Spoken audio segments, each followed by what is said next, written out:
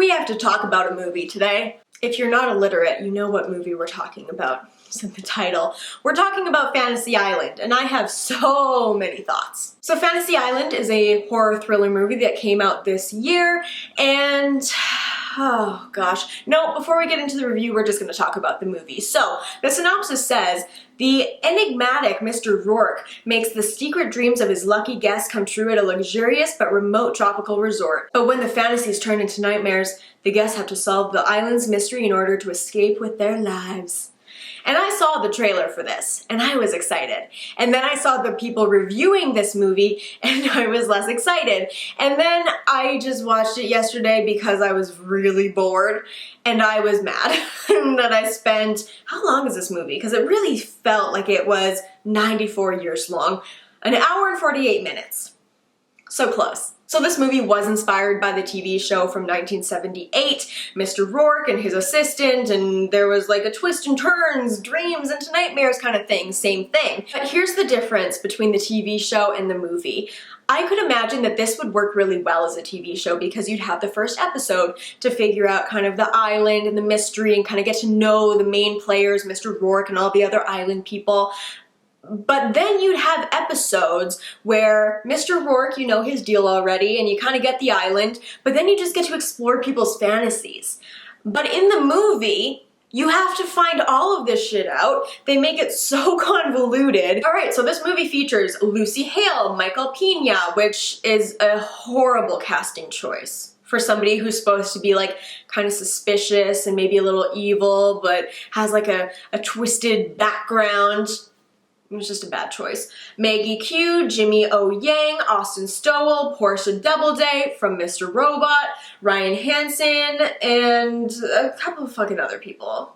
Doesn't really matter at this point, really. And like, aside from Michael Pena, the casting choices were fine. And it's not even his fault. I just personally see him as more of like a comedic actor. Let's just run down the list of why I think this movie sucks. Number one, the cast. Michael Pena was sorely miscast in this role, but also the characters themselves weren't fleshed out. This movie feels like they had the idea for the characters, but then they rewrote half of them midway through. Lucy Hale's character, for example, is just so up and down, like there's no consistency. She starts off in a way that's so not explained and not explainable at the end. She's coming on so strong to this one other like Fantasy Island guest, and then it's just not a storyline, it doesn't make sense. She's flirting so hardcore, which has nothing to do with the rest of her personality or her character at all. The fantasies. Let's talk about this.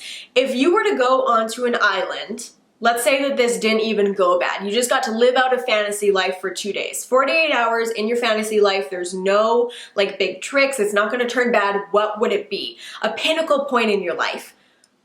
Would it just be to have a fucking raging party? Because that's what it was for two brothers. You could have anything that you want in life. That's how this is presented to you. And they chose to just be at a big house and fuck people and smoke a lot of weed. Like, bitch. Lucy Hale's was to get revenge on her high school bully. This other guy was to like go and get the opportunity to be a hero.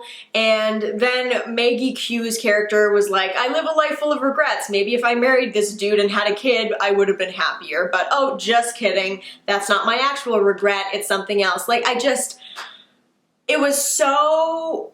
Let's talk the story, right? Because character and questionable fantasy choices aside, the story is where things really unravel. Take a movie like It Follows, for example, right? You don't have all of the strongest characters and you don't have all of the strongest character development, but you have a slow burn, intense, really attention-grabbing story that makes up for it. And you have some strong characters that take over the slack. Like you have these people trying to make intelligent choices, trying to figure out things in an intelligent way. And that just isn't present in this movie, which actually, before we even get into the story, I just want to touch on the fact that this isn't a fucking horror movie. It's not. It's such a weird, like, in between of all these genres. Like, it's trying to be funny and a comedy. It's trying to have these dramatic action moments. It's trying to have these touching, like, soulful, rekindling moments. It's trying to be a romance. It's trying to be a thriller. Like, it doesn't know where it fits in, and because of that, it does everything poorly.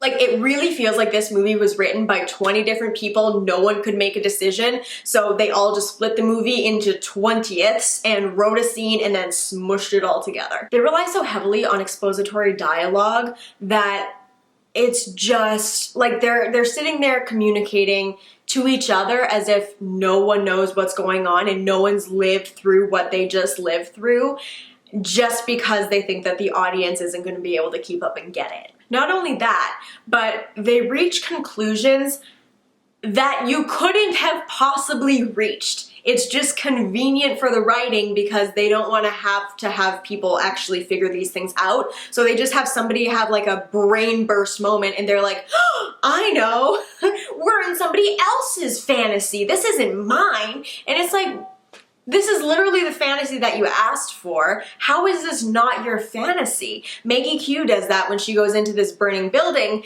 and then she gets pulled out and she's like, I don't think this is my fantasy. What are you talking about? That's literally the fantasy that you asked for. Are you, like, how did you figure that out? The movie feels way too long, even though, I mean, it is, I guess, kind of long, but it's not, like, ridiculously long. We're not talking about, like, a Pearl Harbor here. I kept checking my watch and being like, Jesus Christ, like, wrap it up. And that's the thing. It felt like it was gonna wrap up a couple times. And then they would just be like, oh, wait, we can't do that. Let's do this. Like, let's move to this new location. Let's move to this new location. Let's come over here.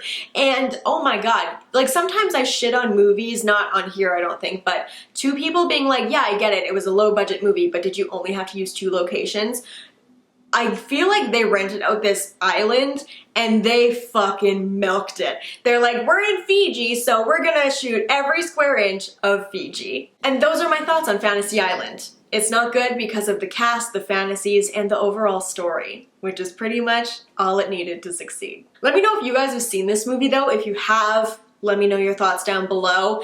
And also give me other movies that you want me to watch because we're still in quarantine. What else are we gonna do? Nothing. Okay, bye.